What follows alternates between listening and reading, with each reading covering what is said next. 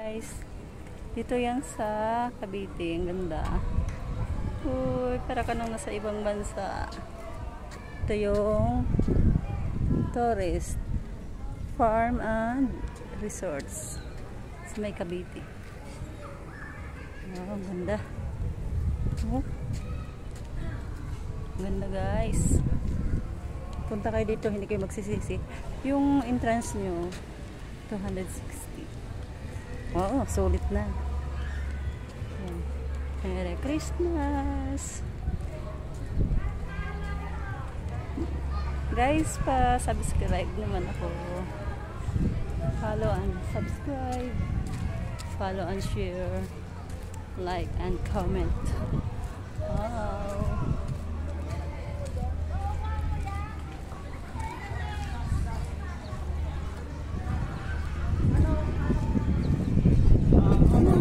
Pulis ko ng hangin, mainit lang pero okay lang kay yung hangin ay malamig.